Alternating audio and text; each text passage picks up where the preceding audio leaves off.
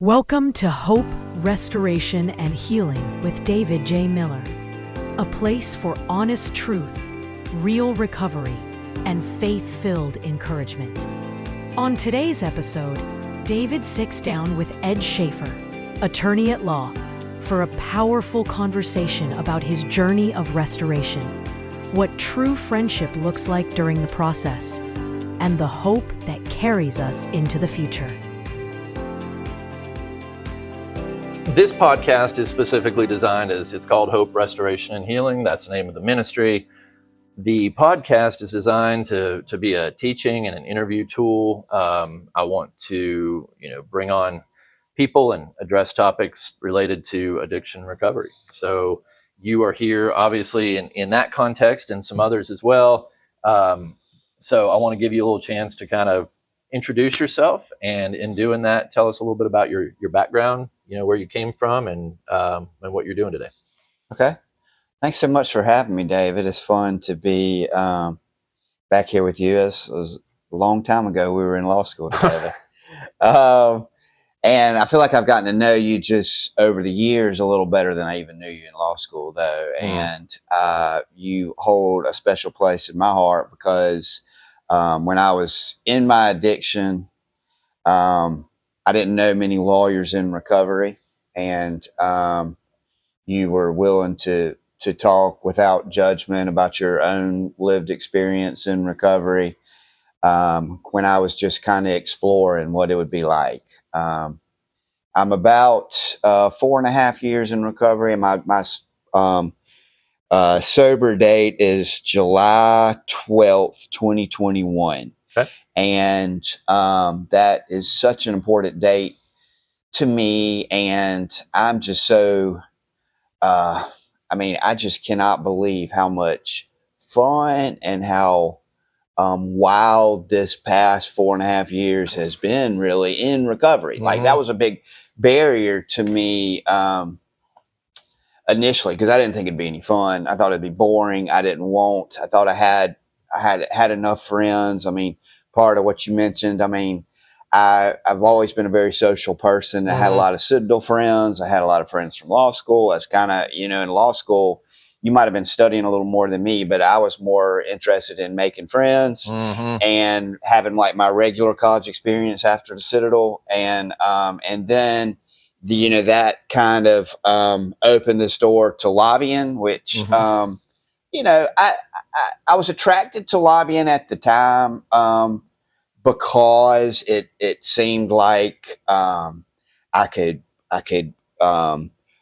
explain complicated things in simple ways and building relationships. I like that piece. But when I do look back and really get honest with myself, I also like that I was encouraged to drink pretty much every night, know, and that also was a barrier, what I used to justify my drinking for many years, just thinking, well, it's part of my job. And, it just was hard for me to see a life without drinking. Yeah, I agree. I remember drinking at night, and by even the third year of law school, there were certainly days that I think I drank in the morning before class. So, Okay. I don't know if I was studying more than I had to study a lot. Law school was not easy for me. So what did law school bring you back to Columbia? What brought you back here? No, I actually came here. I backpacked around Europe when I graduated Citadel, which was an awesome experience. I worked at the Medical University Department of Family Medicine, writing 6-digit federal grants, which was also a great experience. That kind of led me to direct this pediatric early literacy program here at Palmetto Richland. It was what it was called at the time, Palmetto Health. And so that was a great opportunity. I worked with I was a guardian ad litem and worked with a lot of great volunteers in that program. And that got me thinking about law school and really kind of maybe possibly health administration, like using the JD, combining that with health administration. So that's kind of really how I thought, well, maybe let me look into law school. So a lot of this podcast is focused on addiction recovery. So it's no secret that, I've been in recovery. I just picked up a 9-year chip in December. You just talked about the fact that you've been about 4.5 years. So, and that's amazing. I think every day is amazing. The idea of this is to help people who, are seeking God and seeking recovery. That's kind of the purpose of this. I know I needed that. I believe there's a lot of people out there seeking it. You and I are both lawyers. We're both attorneys. And so would you say that there is a higher than average need for recovery in our professional circles? Very much so. There is there are national studies, national research done in regards to the higher incidence of substance use disorder, depression within our profession. There's another one coming out in 2020. The latest big one was 2016. So I'm excited to see the results there. We're just, I think, at the beginning of really recognizing the need to really change the culture in our profession, to bring some awareness. Definitely in our profession, there is a need for it. We talked a little before the podcast. We talked about law school. There's an entire society in law school that kind of devoted to drinking, which when we get there, like I was young, you were probably pretty young. I think I was 24 when I started law school. And that's what I wanted to do. It was like a carryover from my college days, and I wasn't ready to grow up yet. So I enjoyed that. But it was the PLS Society. I remember that. Yeah. The Palmetto Legal Society. And I mean, we had professors doing keg stands, Yeah. So what I noticed a few years ago was the guy that we talked about before the podcast, Brian Cuban, Mark Cuban's brother, who's written a couple of books he's written a couple of novels, and I think he's written a book on just the addicted attorney, essentially. He was his own struggle with eating disorder and cocaine abuse. And he said that a lot of it started in law school, that a lot of it was we needed people in law school and we needed a better system in law school. What do you think about that? I mean, I completely remember the Palmetto Legal Society, like I mentioned earlier, too. I mean, it really getting to law school, I realized is high pressure around a lot of smart, interesting people. And we were blowing off steam, but it was also like very much encouraged to network like that. I remember also like scotch and cigar parties. Oh, yeah. I was raised a Southern Baptist where drinking was the devil, I think because we have some alcoholics in my family, but I didn't know anything about alcoholism. It was just drinking was the devil. And I knew that was not the case, right. And I thought, well, I'm the only lawyer in the family. This is what we do, and so I kind of just fell right into that. I know in the 12-step program I'm a part of that we talk about egomaniacs with inferiority complexes. Yes. That was, I have heard and thought about that some with my combination of Citadel and law school. I think I saw a lot of that at both places. Yeah. And so that was, but that really, I do think there has been a shift, a little bit of a positive change, particularly with the younger generation and just the amount they're drinking. The alcohol sales has gone down some. But this realization that we have such a problem in our profession, trying to be a little more, educate a little bit more about well-being and how important that is to productivity and just our livelihood and the ability we have to help others. If we kind of look past this glaring issue, then we really have our handicap when it comes to being able to help others. I think I've always seen it as love God, love people, right? The kind of the greatest commandment that Jesus gives in the Gospels. But how does that break down? And for me, I love God by turning my will and my life over to God every day. And how do I do that?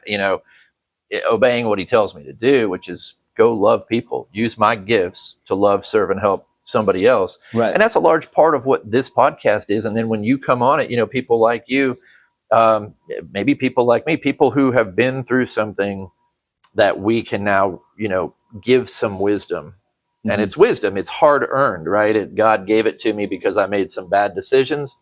He dug me out of a grave.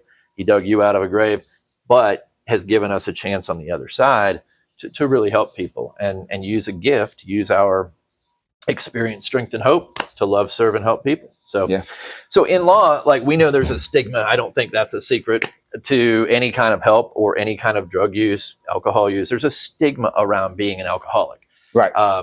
And I understand that, but that has kept people from maybe coming to get help who need help.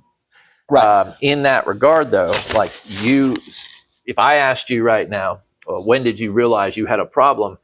I don't know that you realized you had a problem in 2010 or 2005, but when you look back now, from 4.5 years sober, you've been through the bottom, so to speak, and you're into your recovery. When do you think you would identify as having first had a problem?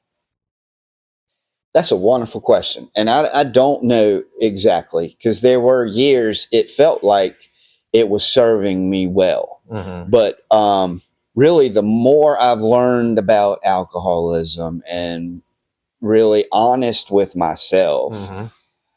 you know, I drank alcoholically at the Citadel. I just couldn't drink every day. But when I went out hard and fast, and I just thought I was good at it. Right.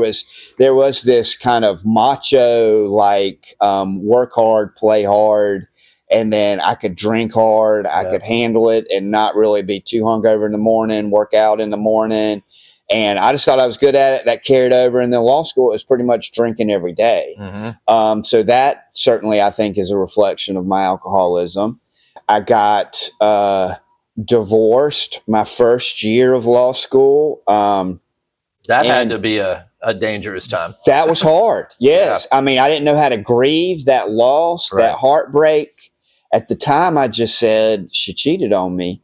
And for 20-something years, I actually did. It took me getting in recovery and working through that to recognize I played a big part of that by drinking every night, right? Yeah. You know, I wasn't the husband that I should have been. And so, I think I was, alcoholic at that time.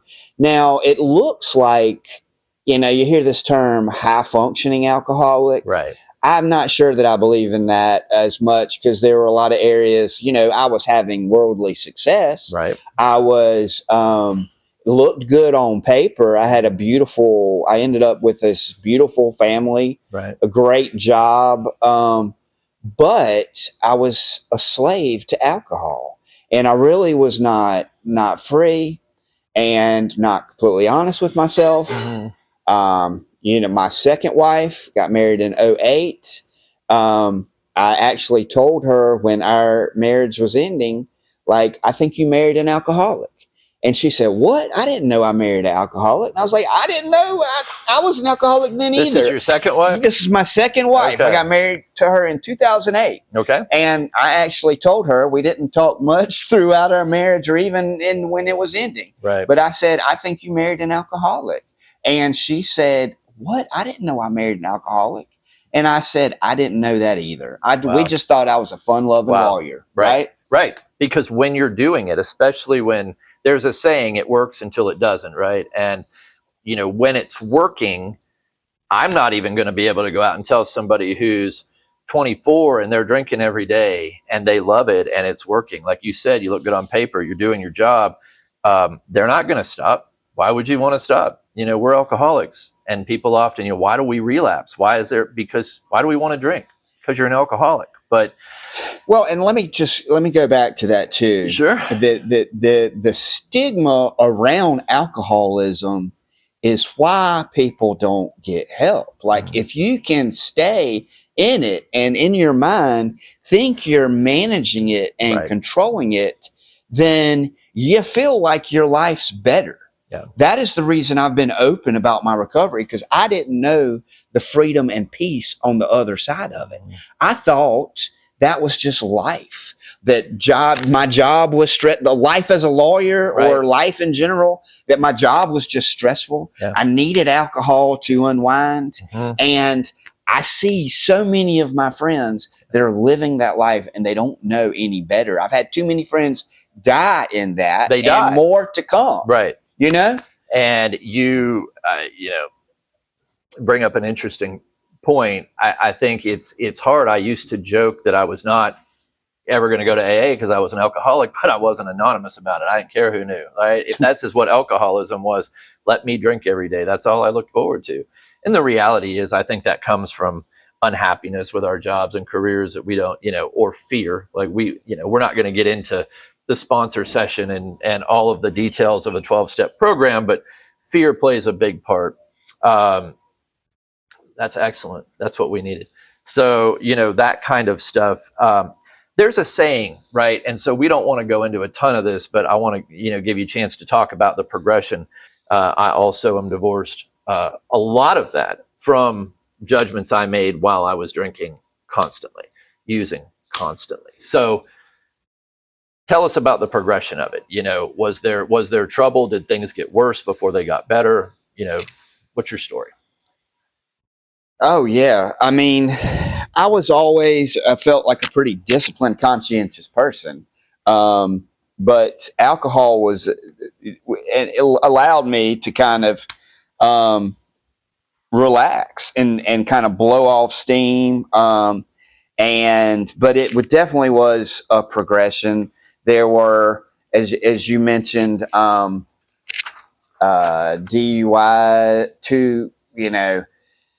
DUI charges. I think back when I first was dating my second wife, Right. I got charged with a DUI, taking her home on one of the first dates. Really, just She went out with you again? Yeah, That's good. Yeah, she should have. She should have known there might be something at that point. That's impressive. And so, but then, so that was a real kind of I should have thought more serious about the consequences then. Mm-hmm. But, my circle of friends too, that was a relatively common thing. And I just thought, well, we're going to get through this. And then it was a while later until I got charged with my next one. Sadly, it was when we had a 2-year-old and a baby on the way. Right. I just lost my dad. This was another major event in my life that I really didn't know how to grieve. Didn't know how to deal with. And I just drank over it, right? Yep. And so that is when my drinking was the devil mom came in. We had just lost my dad. She found out I'd been charged. She didn't know about the first DUI. And so found out I'd been charged with a second DUI, and we had my wife and I had a baby on the way. And so she was scared. She had a lot of not knowing what to do. She thought I was going to die too, the way that I was drinking. And I really, appreciate her and my sister came together and were like, he needs to go to Pavilion. And I went. And Pavilion is what? Pavilion is an addiction treatment facility in Mill Spring, North Carolina, that serves really a lot of professionals. It is just 160 acres. I mean, it ultimately saved my life, but it is a beautiful place with top of the line clinical team, top of the line everything. Awesome. Maybe we can talk a little more about that as we get into this. But at that time, I thought I wasn't an alcoholic, really. I was full of shame. Right. I was just like, I don't think I need to be here, but I will go. I really had no other choice, I didn't think. Right. And I went, and I was there for 6 weeks. Yeah. My precious daughter was born when I was there. Oh, wow. Sadly, I mean, not nicely, they were able to wake me up in the middle of the night here at this rehab, and I was able to go see her born. But to still think that I wasn't an alcoholic at that time is kind of mind-blowing now. So that wasn't when you got sober. No, this is prior not to. when I got sober. Now, I did stay sober for a little bit, but I do want to talk about the difference in sober. I mean, some of it's semantics, but are we talking about just not drinking or living in recovery, right? Because I got sober in 2012. I mean, not in in 2012 when I went. And I came out and I stayed with my newborn baby girl. I think that's why we're extra close today. She's 13 now.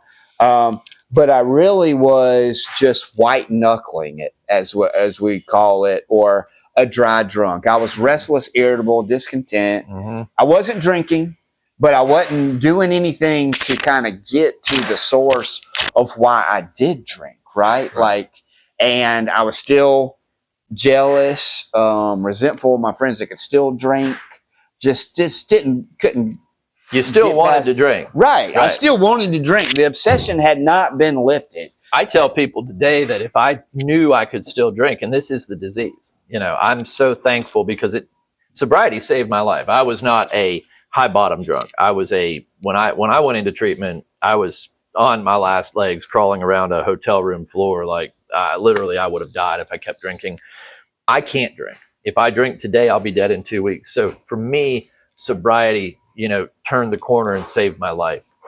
But, it's interesting how so many events, it takes a real bottom before we are ready to hear that, and it's funny what doesn't constitute a bottom to me. Like, there were so many instances. I lost jobs. I lost a wife. So take me through that. Like, you're at something that most people would call a bottom. Yeah. Probably at that point. Where do you go from there? What was your thinking? Well, when you were talking along those lines, I thought of the phrase, it takes what it takes, right? And that was not what it took for me. And I've learned in my recovery that my ego was a large part of why I didn't think I was an alcoholic. Right. And I think that is somewhat tied, really, I think a part of the problem within the legal profession. We had to have some level of success just to get into law school and to practice law. And we kind of feel like, we're above it a little bit, or we couldn't have this problem, or, we don't want to admit this problem. And so I also have heard the term ego, meaning edging God out. And so, I was still actively involved in the church and I believed in God, but I was not applying God in my life like in a meaningful way. I really was more kind of like playing God and trying to still out discipline drinking. Yeah. And I thought that I could control it, and I didn't know enough. Like, I had been to a treatment facility. I had been away and had admitted that I was an alcoholic there, but my ego came into effect when I went to some meetings afterwards and just thought, like, I'm not one of these guys. Right. Kind of like I had done when I was at rehab. Like, I'm just a lawyer that likes to drink a lot. Like, I'm not one of these drug addicts or whatever. I really, at the time, was finding all the differences and not the similarities. Yeah. Now I've learned to find the similarities. And rehab almost resets you. In a weird sort of way, people come out. It's like when you get your 90-day chip, right? And you've been 90 days sober and not drinking or using, and you're like, man, I'm going to go celebrate. Look at me. I don't have a problem. Yeah. You get out of rehab. You're like, I've been sober for X number of weeks or months, and I'm reset and I'm good. I can do this again, which is a mistake. Yeah. For the alcoholic, right? Right. And just to kind of go revisit a little bit what that time was like for me is I got out. I mentioned I wasn't doing anything for my recovery. Right. I was not drinking. I was taking care of my little girl. Right. At the time, I had 10 years as a lobbyist for local government associations. I felt like, I was going to, had a good foundation for finding a good contract lobbyist position. But, I've certainly found during that time it's a lot harder to find a job without a job than to find a job with a job. Yeah. And so, but, I look back on that time as a precious time that I got to spend with my daughter. But I was not doing anything to work on my recovery. Right. And it just slowly, I think of it as kind of like a ticking time bomb. I think it was probably at a Carolina tailgate, probably a mutual lawyer friend of mine, came over to the of ours, came over to the tailgate, you know, and I kind of thought, I think I was drinking non-alcoholic beer, thinking, you know, tailgate, but I would drink 15 of those. Right. And then, you know, thinking, well, you know, here's this guy that we were in PLS with. Maybe I should just take a shot, you know? Yeah. And so what can it hurt? Yeah, right. I just eased back into this. Right. And so I just didn't understand the disease and I didn't understand, here's what was the real thing for me was the phenomenon of craving. Yes. Right? Right. That until we critical. experience it, I think we just think it's normal, but it's not normal. Right. And I think that goes into what I want you to talk about. You know, there's a big book in some of the 12-step programs that talk about the difference. What is a real alcoholic? They use the term real alcoholic, and the term is defined real simply, a person who cannot control their drinking or a person who cannot control their use. We don't know we can't control it until suddenly, right, it's too late. And then there's this terror of, oh, I can't quit. Yeah. And nobody understands it. So what we talk about, what I want to talk to the audience about a little bit is, you know, people who they want to look at, I've had many people look at me and go, David, why couldn't you just put the glass of scotch down? Yeah. Like, I just put it down. And I'm like, nobody gets that who's not an alcoholic. Not only am I not going to put that down, but if you put yours down and walk away, I'm going to drink it. Yeah. You know what I mean? And I'm already 3 drinks ahead in my mind. And if I take a drink today, that will not be any different. Yeah. So what did you think about that? So, you know, the mind is so complicated. And when you talk about the terror of not being able to quit drinking, I wasn't quite there, you know, when I picked up a drink and that phenomenon of craving started. Right. My mind was still telling me, you've got this under control.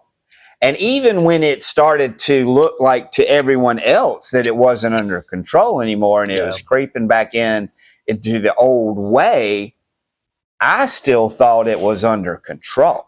Like, and I didn't want to change, you know, I would still, it was just a constant fight, you know, and a struggle of just trying to manage it.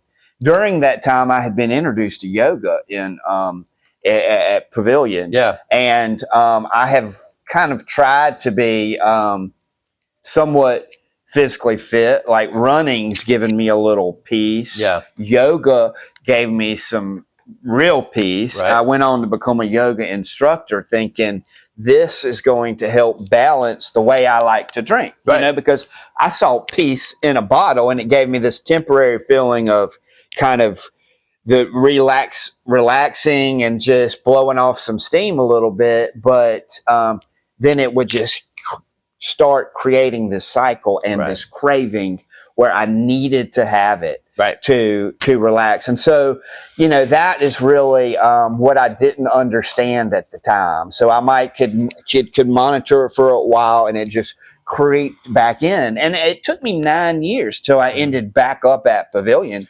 I had worked my way up to a dream job. Everything looked like it was going all right. Yeah. I also say a pandemic helped expose so my from alcoholism as well. 2012 to 2020 or 19 or 20, it sounds like. And you, you know, I always said if I could still drink, I would still drink. That's how bad the addiction is, you know, but I know I can't. And so I know I need that help. But that's because I hit the bottom. And the people I work with today, for example, you know, if they're going to go back out, if people aren't going to get it, it's simple to me. I just know you haven't hit your bottom, you know? Yeah. And a bottom is something that I think is good to address because that's subjective. Everybody's bottom is different, but there is a bottom that's objective, in my opinion. That's just my opinion. Whatever yours is, it's got to be, I've hit a place where the pain of continuing to use and drink, right, outweighs the pain of getting off my ass, so to speak, and going and trying to get help, trying to make a change. Because it gets to a point where you can't imagine your life not revolving around substance. Right. You know, not fast forwarding, but just kind of following your trek through. I mean, you're up to your dream job. What year is it? What brings you to your bottom? How did you hit your bottom? I touched on, you know, with COVID, we was starting to work more from home. Right. I was drinking more. Mm-hmm. I was also not around people as much. I've heard that connection is the opposite of addiction. Yeah. I'm very much a people person, Mm-hmm. and so I was having marriage struggles kind of throughout that process. I was kind of pushed away there, so I really felt isolated. I mean, my alcoholism was kind of isolating me more. I actually went. I had a puppy that I was socializing. I went to a yoga class Mm-hmm. at a place where the puppy could run around and socialize while we did that, and ended up drinking all day. Met a friend. It turned into this infamous night, which at the time seemed like the worst thing that ever could happen to me. Ultimately, fast forward, became the best thing. That was the bottom. Wow. It set into really a string of just kind of mind blowing proportions to me. Like there was a I stayed at my friend's girlfriend's house, and then Mm-hmm. there was just this kind of like after a day of drinking, like a drunken hookup. And, Right. ended up, talking with her afterwards, and, didn't really think that much about it other than, knowing I shouldn't have, been in that position, in that place as a married man. You're still There was married a lot at this time. a lot of shame around that at the time. And still very much a lot of shame around that. And so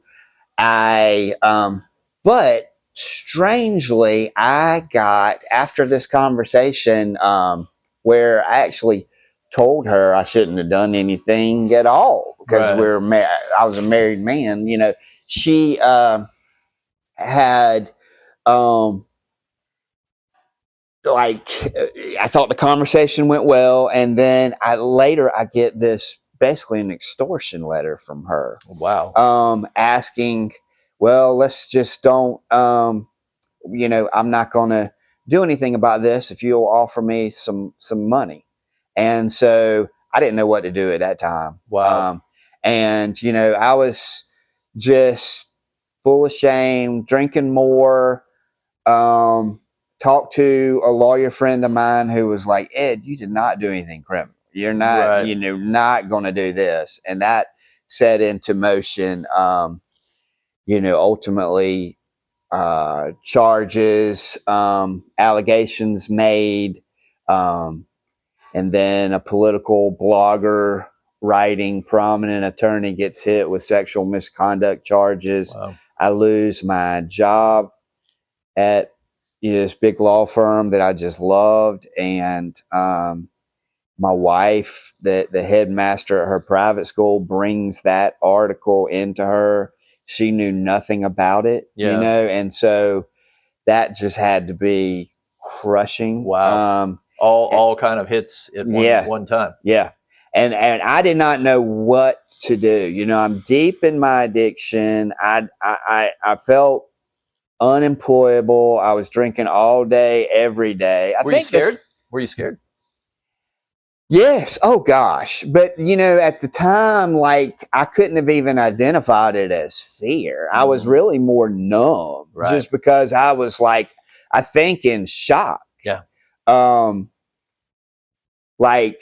But this has turned into a blessing because the shame around that, my alcoholism pales in comparison to being accused of something like that, right? Yeah. And so it just and I didn't really expand too much on when I went to Pavilion that first time. Mm-hmm. We just all hoped that I was saved and we didn't have to tell anybody about it, right? Right. So in here, I've got this incidents where when I say us, kind of like just my family, really a lot of it was my mom and sister, because my wife was about done with me at this time, you know? Yeah. And so they didn't know what to do either. Like, it was just kind of a waiting process, it seemed. It's like I ripple was effect. like, There's a kind of, ripple. yeah, like I didn't know where to turn. I didn't know like how I was going to get a job. I think they knew that I was going to have to make a decision whether I wanted to get sober or not, you know? And so I was drinking all day, every day for about 6 months. And so my real, turning point where I made the decision to, like, if I'm going to survive from this disease, Yeah. was when I ended up, well, not even right when I ended up in the ER, but I ended up in the ER because I was about bleeding out. Wow. July 4th weekend of 2021. Still drinking. Still drinking. Yeah. Sadly, my family was in Defusky Island. They had not taken me because they thought his health is probably not in a condition for him to be on Defusky, drinking and smoking cigarettes like he's doing. And so they had left me at home, which I just drank more during that time, and then ended up at the ER. They came back, asked for the ER doc to do an endoscopy, thinking surely his liver is wrecked, and miraculously it wasn't. So the ER doc let me out, and they were like, don't let him out on July 4th because he's going to drink. Right. And of course I did. That's what we do. And so, but it was that week where I began to think, I'm going to die. And I remembered what a great place Pavilion was. I jokingly say I really remembered how good the food was. Right. And so I called this time and figured I was going to give it a chance. I had a counselor here, Anthony Hampton, who I was seeing when I was drinking during that time too. And he is what I needed, like a subtle, like, you've got the time. Like, why don't you go, and the resources, why don't you go back to Pavilion? And I needed that. My mom and sister didn't know what to do. Right. But what they were doing were sending me Bible verses and saying, you need to get right with the Lord. And that was like really pushing me away, because I was like, y'all don't understand. Y'all don't understand me, right? I needed another alcoholic to say, hey, there is a way out. Yeah. Like, there's no shame. As we kind of move into kind of the last chapter of this story, which has been really, really interesting, because as much as I've known you over the years, there was a large gap, up until about right before 2020 where we didn't hang out, reconnect. I remember, I think I spoke at a place that you came and heard me speak at I want to say it was Providence Home, or it was somewhere. So we're kind of moving in the last 5-6 years after all of this happens. And this is what you would classify, I think, as your bottom. Like, bottoms have trapdoors. I've always heard that. Right. I feel like mine did in my, and this isn't my story, so that's for another day. But, some of the trouble and issues I've had have been in sobriety, because you can be sober, you can be dry and maybe not sober, but it is it's a process. So take us through that, because I want people to have steps. I want them to see how you did it. You decide, I don't want to die. Right. So from there, what do these next 5 years look like with your recovery, your job, the things that are kind of not resolved yet? Yeah. Well, I guess we kind of left off at, where I made the call to Pavilion, got a bed there. I was so dependent on alcohol. My mom drove me up drinking the whole way there. I ended up in detox. And when I got to that detox, I don't know if I'd call it a burning bush moment or what, but it was this overwhelming peace, this like, it's going to be all right. Like, why? I think because I surrendered to this disease. I surrendered to the help of this place.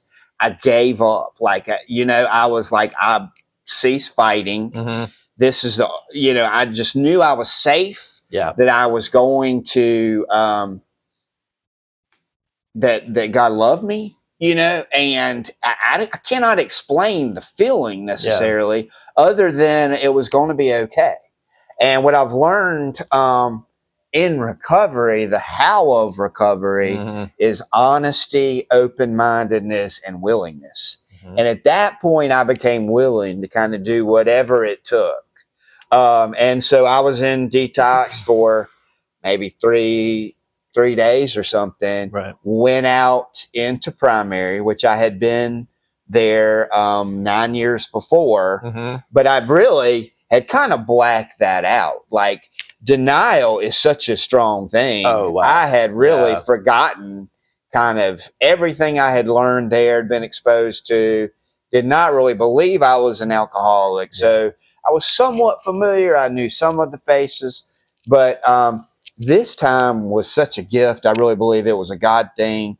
There were about 4 or 5 guys there from Colombia. Mm-hmm. A couple of them were really,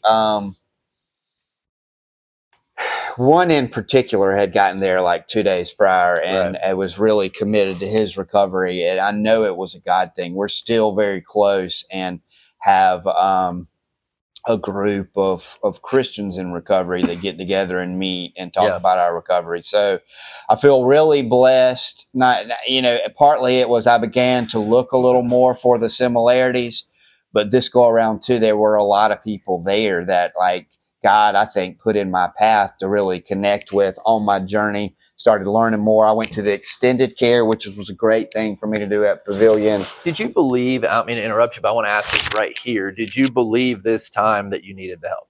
Or did you accept that you were an alcoholic at this point, or? 100%. Okay. Like, I had convinced myself that I was an alcoholic. I knew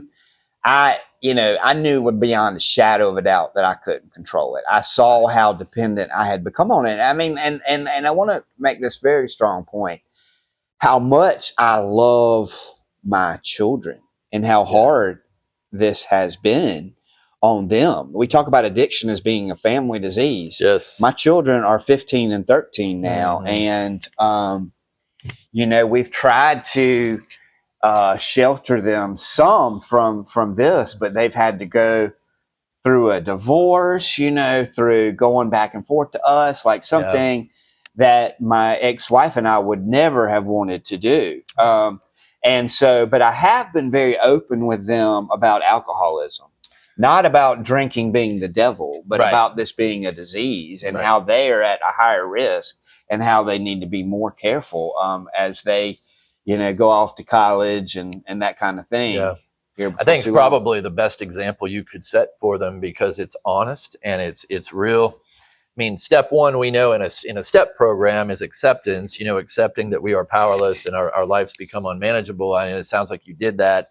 And then we know, I think my question really to you was going to be, has God's hand moved in your life? Because I believe that, whatever your belief is, I'm not here to shove that down anybody's throat. I believe in God. I believe in God of the Bible. I think you do.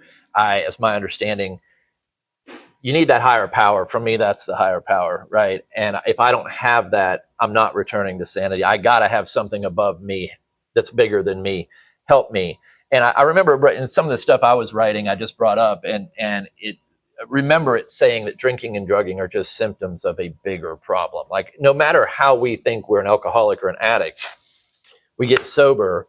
Part of getting sober isn't just that. It's not just putting a plug in the jug or quitting doing the dry goods, right? It is, what's the bigger like for me, it was a lot of stuff. It was fear. I was running from things. I wanted to live in a bubble and not have to face it every day, for all sorts of reasons. But just to touch on that, for people who are watching who go, why do I drink?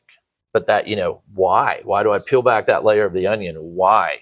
What am I, what would you say to that briefly? Like, what was your why? Why I drank? Yeah.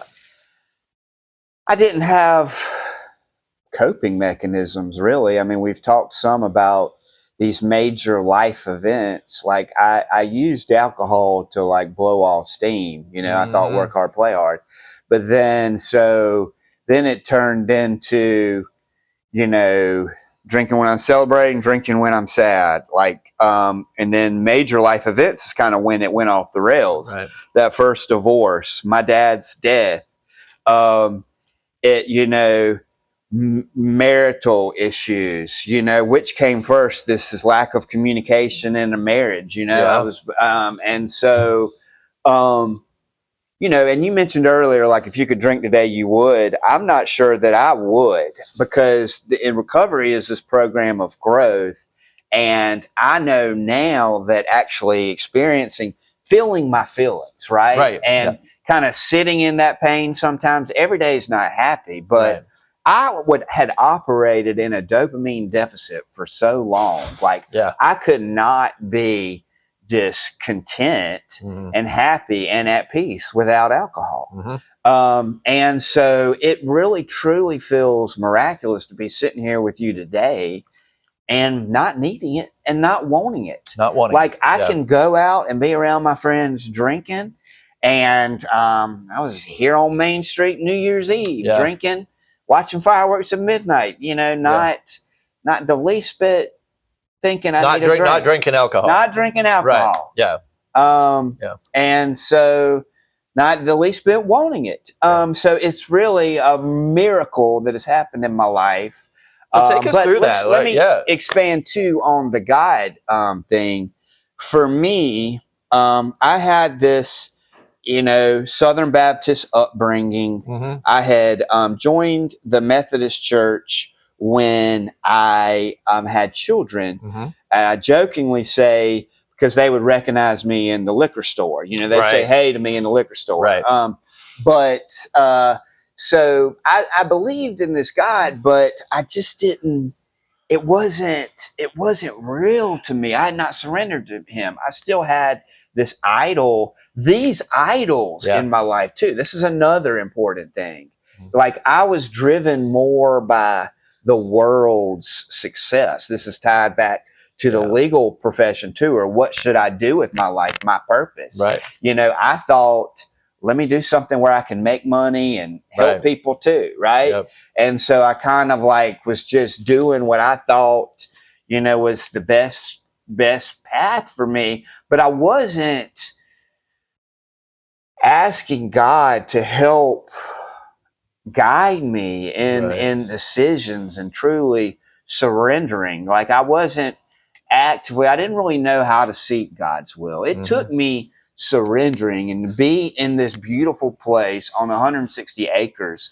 I think it started, we talk about group of drunks, right? Like other alcoholics. Like I could hear God speaking through people that had been through the fire and are seeing or living in the other side. They have what you want. Right. But it was also, I was connected enough to God that I would see him in nature.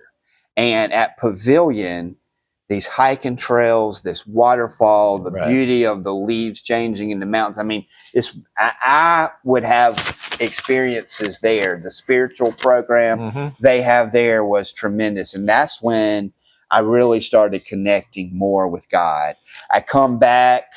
Ultimately, how long were you there? I was there for about 8 weeks. Okay. And I come back. I, you know, find some meetings. I find a sponsor. I start working the steps of a 12-step program. And I was not working at the time, so I really was just fully focused on my recovery. I was reading and listening to a lot of books. I ended up, you know, my dog that had been there with me that infamous night and had, you know, is this Delta? This is Delta. Love Delta. She had spent that first year of her life getting socialized in bars, you know, and my mom had kept her while I was at rehab. And so I got out. So Delta was really a therapeutic piece to my story. She's in her own recovery. This unconditional love, exactly.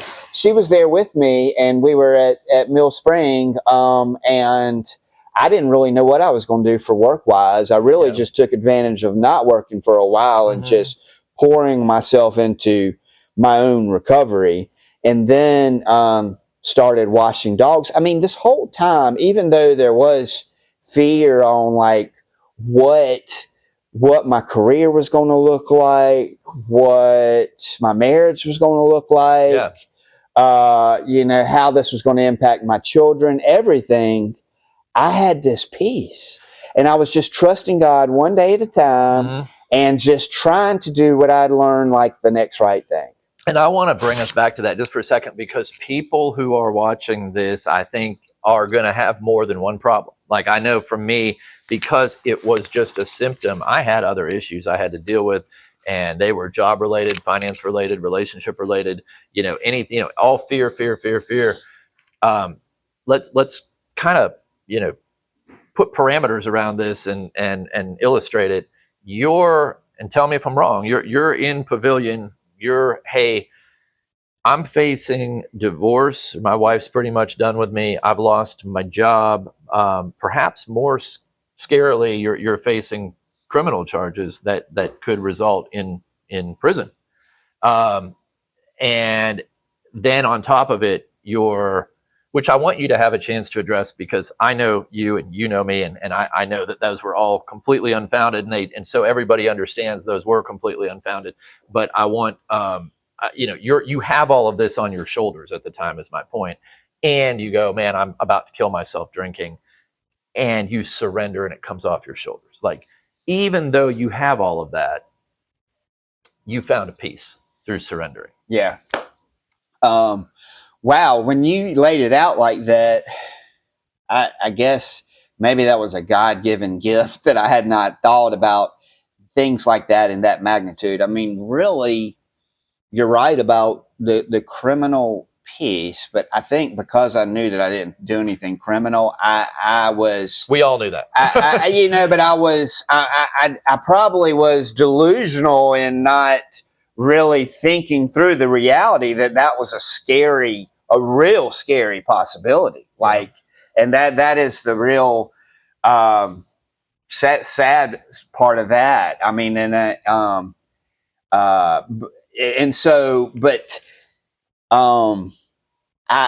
yes, all of those things were hanging over my head. Right. But I knew I had this inexplainable peace. Yeah. And so that's why I know that was something beyond me.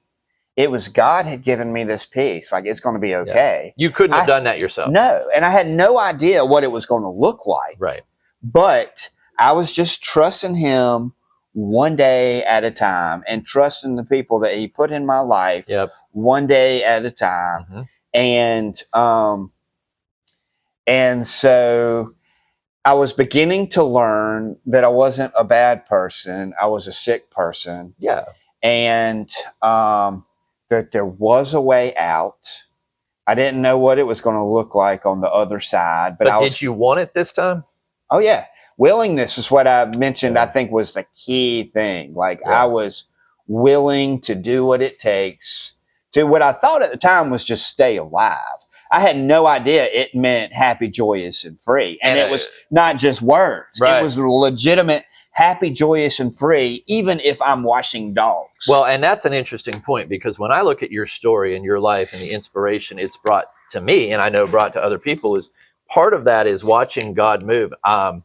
His hand move. I can look back over your last 5 years and see it, even if you can. And I know you can, but I can see it so clearly. And part of that we talked about ego. We talked about attorneys. Like, I'm that same way.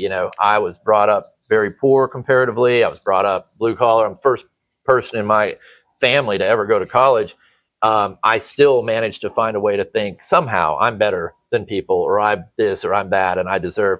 And it's disgusting. And that's something I've learned to work on through recovery. And obviously I know humility today, but you go from being a lobbyist and an attorney and having a great job to I'm washing dogs. I love dogs, but how was that? Like, talk about that and where you went from there. Another gift, like, it embarrassing and somewhat, humiliating, humbling to be there a little bit, But I, at this point, had found like friends in recovery. Right. The Mill Creek was just such a warm family feel. I even feel like God had placed me there. Like truly, when I was trusting God, like just their little the sign, the way it all happened, the way it all played out, with Delta being able to go with me there to work, me being with dogs. There was a young girl there that worked whose dad struggles with alcoholism, so I was able to, talk with her about that. It was just, I continue to see God working in my life, like even in that role, and working the steps with a sponsor, and then became a peer support specialist and started meeting people that were trying to help others.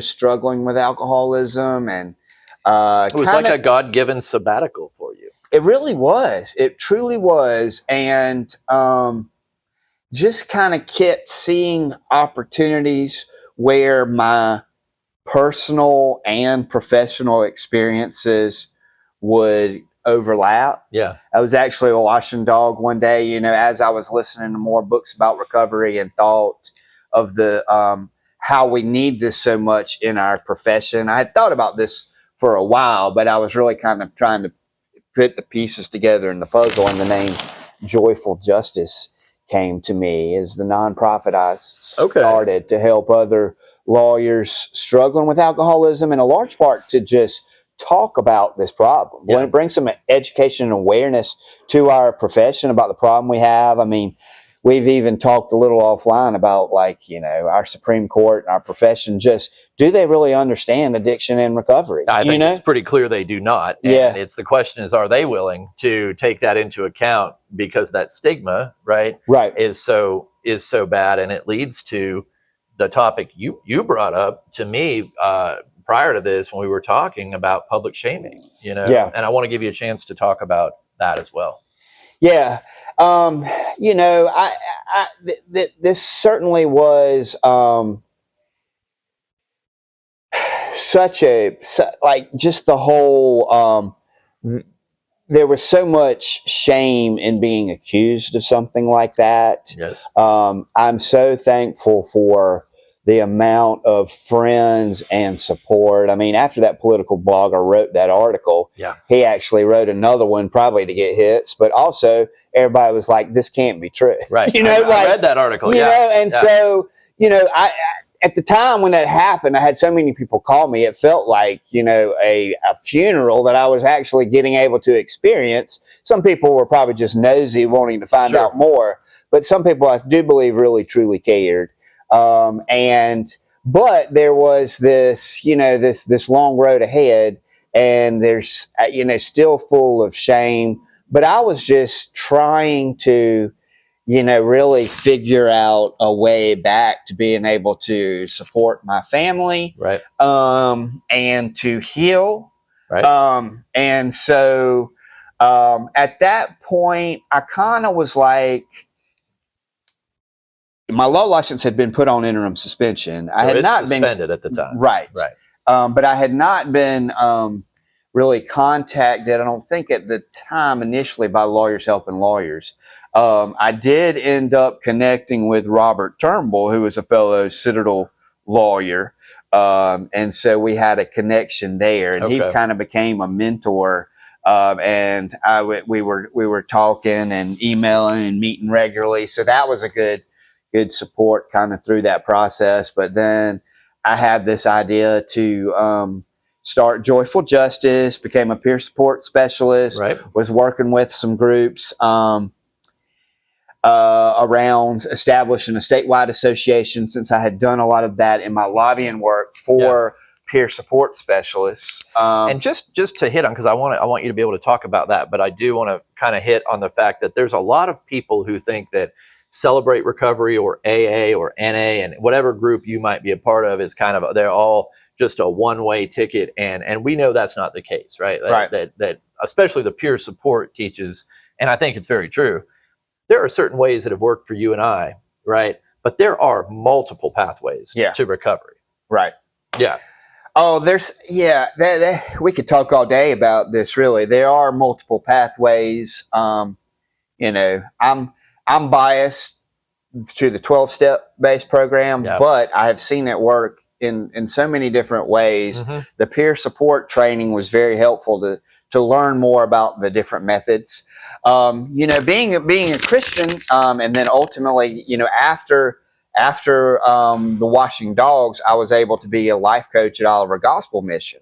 And so there is this feeling within a lot of churches, even some within Oliver Gospel, who's been downtown Columbia since 1888, helping men overcome addiction. And this recovery program, which I didn't even realize existed. I thought they just gave meals and beds. I didn't realize they had a free year-long recovery program. But when I went there is this idea among some people, Christians, that are kind of fearful of AA, thinks that it's kind of anti-Jesus, maybe. And so my understanding when I was going through the steps and learning about it, I had enough biblical knowledge to say, hey, this is straight out of James and Proverbs, and like straight with the Bible, a practical, way, a pathway for me to really develop a relationship with God. That's what I think this whole thing's about. I was disconnected from God and pretty much everything in my addiction, and my recovery and my healing has allowed me to reconnect with God first and foremost, but then with people and other things within my life, with my purpose, with being able to help others and truly follow like what I believe God put me on this earth to do.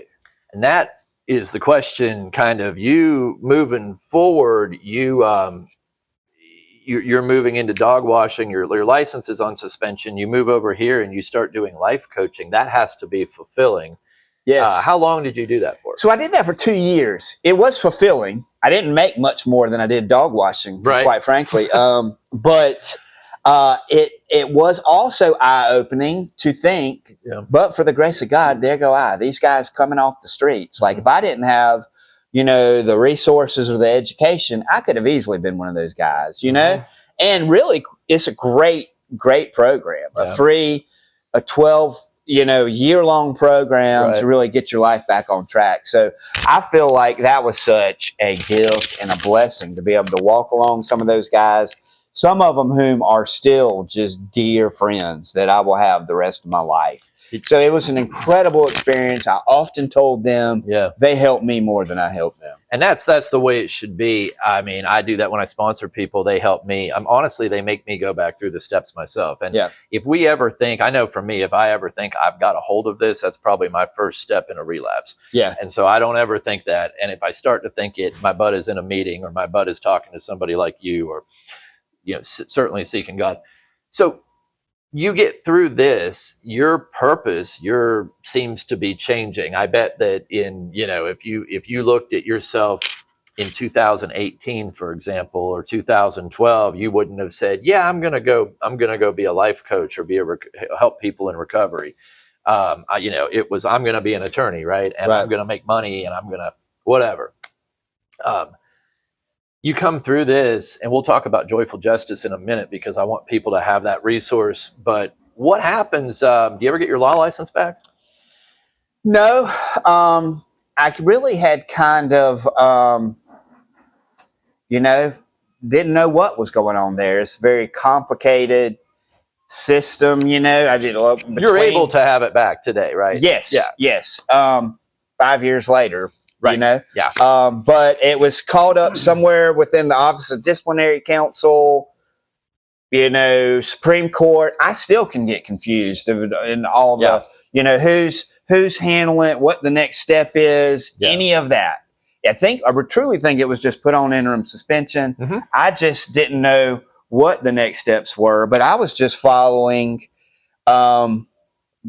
what God put in my path. And I truly was enjoying it. It did not seem financially sustainable, but this was another way that I was just trusting God, right? Like I was learning. I was able to work through the steps at Oliver Gospel Mission, and they were based on Scripture, like, Right. tying the steps with Scripture. So I was learning so much there. I think I questioned God when I first ended up there, because it really felt like some people thought that addiction was like a moral failing. Yeah. And I was kind of like, whoa, I'm not going to be able to work here. This is not what I learned. It was, kind of bringing me back to kind of how I felt in the church some, and, but I really think God had me there too, to show kind of what addiction looked like, maybe on somebody that wasn't fresh off the streets or had experienced trauma their whole life. Right. Well, we need that too. Yes. And so, like, they were able to see how it could affect someone like us, right? Yeah. How we could end up pretty much in that same place. I could easily start to see the similarities with people that were coming off the street that just couldn't figure a way out of their addiction. They had a lot harder road to overcome, too. In a lot of ways, but I look at that and what we're talking about, and there's the dichotomy there, right? Like, you have the people coming off the street, and you're going, man, that's a hard life. Yeah, it sure is.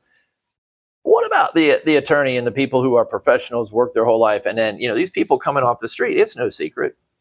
But you talked earlier about the secret. Nobody had to know I went to Pavilion, and I heard, I hate cliches, but somebody said you're as sick as your secrets. Yeah, and it's what kept me. I know even today, if there's something that I struggle with that I don't want people to know, I just say it, because no matter what it is, once it's out in the light, it's better. And so the people, I think, if they see people like you or me, I've had a guy in a meeting before say, I can't believe you ever had the bottom you had. I don't think you're telling us the truth, because because I wear a blazer, because I'm going to work.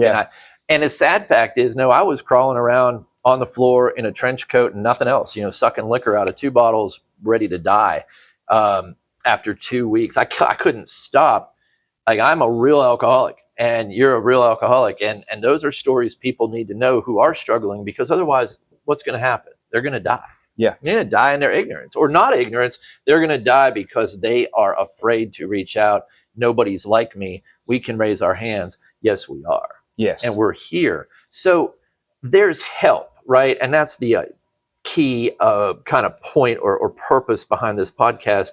If somebody's watching this, and we know today you're back, and we're going to get to your final thing. I know your final career progression has ended in a real cool spot that's come full circle.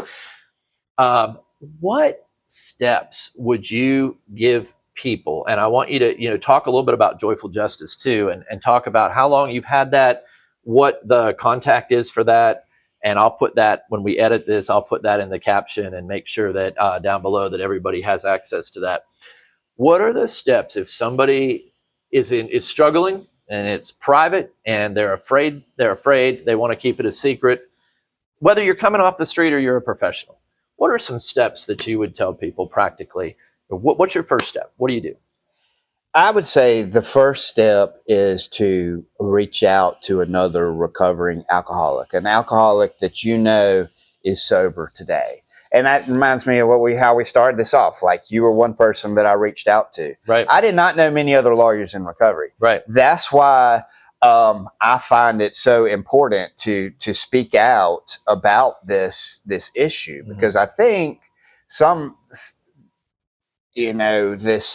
the anonymity piece is there because of the stigma around it, but it also, I think, continues to perpetuate the stigma to some ways, because I didn't know any other lawyers that were, bold enough to admit they were in recovery, and so I appreciate that about you, and admire that you were open about that then. It took me in this kind of shameful predicament to, like, that was another gift, because it allowed me to be open about, the real problem here being my alcoholism. And then to answer your question directly is reach out to me, reach out to you Yeah, absolutely. to reach out to anyone you know in your circle. Yeah. Now, I will say, I mentioned Anthony Hampton earlier. He told me to find a happy sponsor, which Right. sounded so silly at the time. Right. But I think it was also what I needed, because you want to find somebody that is living happy, joyous, and free, Right. or is truly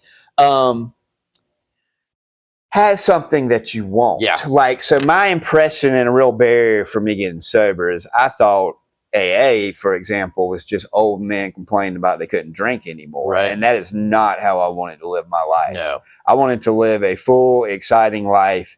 And I'm here today to tell you that I am. And I never knew it could be this way. You are. You know? I'm living witness to it. Yeah, and so am I. And I didn't get sober so that I could live a boring life or a victim. I love people who sit in the rooms and they're, I just hate the victim mentality. That's not why I got sober. You know? Right.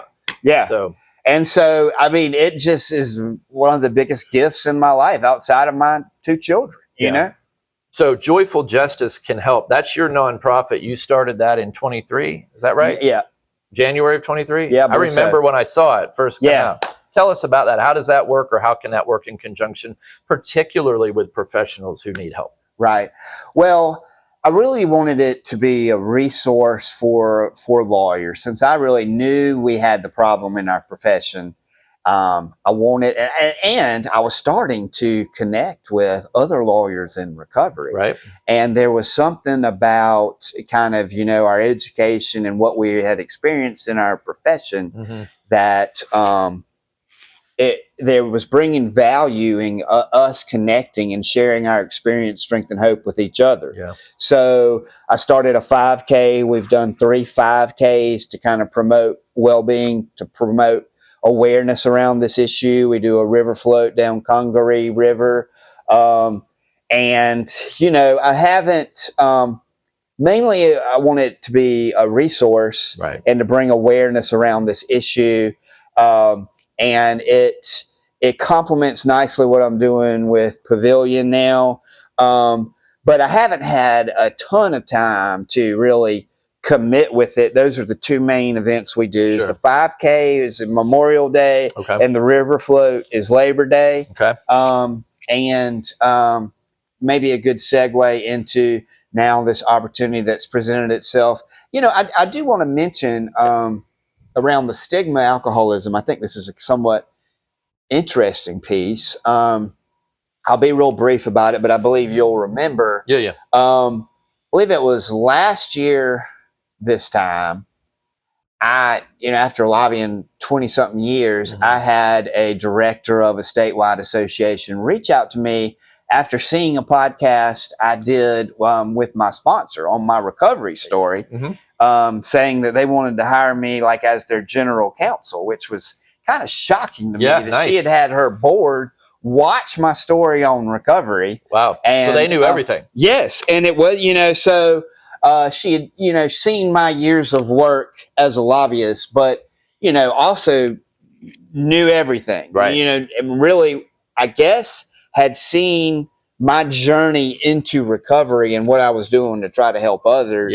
And thought, and presented this to her board, like, what do y'all think? And they were like, yeah, this is who we need. And I prayed about it. I did not take the job immediately, which I found, I kind of looking back, I think that was part of my growth is like, I think old me would have said, back in the legal profession, follow the money. I need to do this. Right. I did pray about it for about 3 months. Finally decided, okay, I will do it. This has just been set right in my path. Told Oliver gospel, and then wildly, it didn't work out. I really wasn't that upset about it, and this opportunity with Pavilion opened up, which is much more in line with my purpose. This is the same place you went twice to recovery. Yes. So this is a full circle story. Full circle story. I mean, it was the beginning of saving my life. It is such a spiritual, beautiful place to be able to basically use my experience of like building relationships and my professional experience as a lobbyist and education, talking to large groups. We What do you serve a do lot for of them? we serve a lot of doctors and lawyers and other professionals.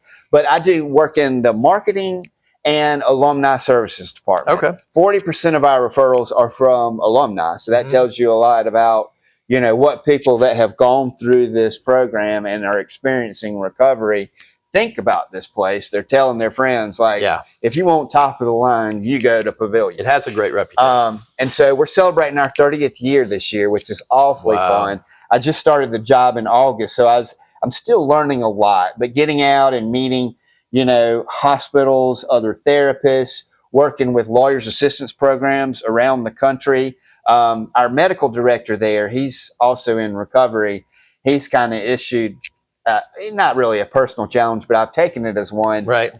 More lawyers kind of get required to go to rehab. I mean, more doctors get required to go to rehab and have 5-year monitoring contracts. Yep. Doctors and and nurses. Yeah. We don't have that in the legal profession. No. And so we have a tendency to turn a blind eye at either somebody dies in their addiction or just gets disbarred, lose their license, and we don't really bat an eye about it. Well, they're just poor choices they made, right? Mm-hmm. And that gets me back to what I'm saying is I don't think our profession really understands addiction and recovery. We've got a long way to go in that department. We do. And I think that kind of as we wrap it up, though, what I would say is that your story, the reason I wanted to have you on as the first interview is so inspirational, and I think it's something that I can relate to. I've gone through a few things that were tangential, similar to you, and I point out to people who are watching, just like the decision for you to take that job, things that I've been thinking about doing. You and I, independent of this, just as friends and people in recovery together, have been talking. We probably have 1 or 2 calls a month, I would say, you and I, just to spend half an hour on the phone talking about stuff. Mm-hmm. And I often it ends up even longer than that. Once it does. We do talk. Yeah, because we're lawyers. We talk a lot, but it's that's the stuff that can be so helpful. So, just in the last minutes, I want to wrap up and say that, Pavilion is obviously, if there's something that you need help, I think the first thing is to reach out to somebody. If you know somebody in recovery like myself, and I'll put my information in this, there's Joyful Justice. And that is a kind of a complement to the other thing in South Carolina, Lawyers Helping Lawyers, which is through the South Carolina Bar. None of those should have any stigma around them. All of them are completely private. Lawyers Helping Lawyers, I will note for anybody watching, has 5 free sessions. You're entitled as a lawyer to 5 free counseling sessions a year. Again, they don't know anything. Nobody knows anything. But if you want privacy, and you're uncomfortable with that, Joyful Justice, also something to reach out to. And if you need treatment, in addition to, there are several good treatment facilities, but Pavilion, of course, would be one of the top. Would you agree with that? Hands down. I mean, it is just it's 2 hours away from Columbia, Mill Spring, North Carolina. Absolutely beautiful campus. Yeah. Top of the line clinical team. Like, I knew it was great. The second time in particular when I was willing and really just taking it all in. But now I've had the opportunity to really see behind the scenes and just the knowledge and the team and the time spent with each individual that comes there is just incredible. And I'm so thankful to just have this opportunity to be able to help people and educate about what we offer. I mean, it's come full circle, from where we've started. And so you've gone through this, for everybody watching, right? The resolution, you've have the opportunity to have your law license back. You're not necessarily taking that. You've kind of found a new purpose and calling and fulfillment. Now, let me clarify. I will get my law license back. Right. I'm getting my law license back, but I'm not sure. I think it feels as if God wants me in this capacity, and having my license back, though, allows me to get in front of more lawyers talking about this very important thing. I don't see myself going back into lobbying. I mean, I do think my advocacy background helps me advocate for recovery and well-being in the legal profession, though. I hope God anoints it even more than he did in your legal job. But I really appreciate you being on. I think we've kind of covered everything that can be helpful to people. And you are one of those, miracle stories that I think you can see God's hand move my goal has always been, I want people to not, I saw it move in my life. I want people to not, I just don't want to see it move in your life. I want you to see it move in your life and have that total change, and that's possible for people who are struggling today. Right. So yeah, that, and I'll just add, like, being sober and in recovery, it's amazing how much now I am able to see God moving in my life. And then, being able to look back and see him, even in the really hard times, how he worked. Probably more so. Yeah. And just like, even tracing back to Citadel and my love of psychology, like, what is that seed planted then, when maybe I was realizing I wasn't drinking like normal people, Right. Maybe that's kind of why I was fascinated by the psychology piece. Maybe because I saw people in my family that really were just living by the things of this world, and were not. I mean, you know what? I was asked on the last podcast what was the biggest gift that I've received in recovery. Yeah. And I was put on the spot, and I said peace. And that's a major one. There's so many gifts. Right. But like self-awareness too. Like, I've also heard, this is another reason why I do not have any desire to drink, is this is a program of growth. And so, I've heard, if you're not growing, you're going, And so I'm so thankful to be surrounded by people that are seeking God in their lives and growing daily and trying to help other people. Yeah. It is just, and actually have the capability of seeing God working in their lives and following that. It's been just incredible. So that's my hope too, that someone watching this, just give it a chance. Know there is another side. Like, and also know that, there is, it doesn't feel like freedom. The times that I quit, Right. and just didn't drink, sucked. Yeah. And I felt like that's not a way I wanted It's to live. not recovery. Yes, right.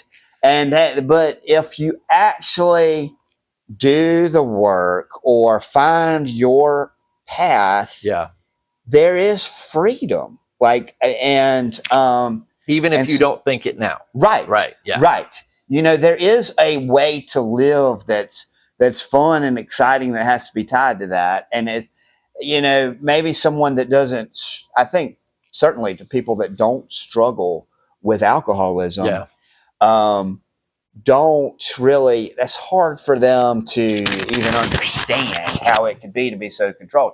Partly too, I think, and this is such a wonderful opportunity to be able to talk to you about this, but, people that don't struggle with alcoholism either don't understand, like, poor decisions we make when we're in our addiction. It takes one to understand one. And that's why it's so important, if you're reaching out, reach out to somebody who has a background, reach out to somebody who can understand. I wasn't going to listen to somebody who wasn't. And if you didn't know what I was going through, which you couldn't, in my opinion, until I had people who I heard their stories, I heard their experience, strength and hope, and I knew, oh my God, there are other people who went through this. Yeah. And then I'll listen to you, but I have no interest in listening to all these, people out here who just want to preach to me. Yeah, and most of the time, they say this is a family disease. Most of the time, like, our families and friends, they don't understand. They just think you should be able to not drink as much. Right. And so you feel like you're not understood. They don't understand you, and there's just so much tension and shame. They don't want it. Right. They don't want you to be labeled an alcoholic. Right. You don't want to be labeled an alcoholic. Right. And so it keeps you sick. Let's just pretend and keep it secret. And that's not the way to heal. It's not. Until you admit it, until you accept it, there's just no healing. And I want to see, it's the name of the podcast, Hope, Restoration, and Healing. It's what I believe God gives. It's what he's given in my life, your life. And so we just want people to know that it can be in their life as well. Yep. So, man, thanks for joining me today. It's awesome. We'll definitely do this again.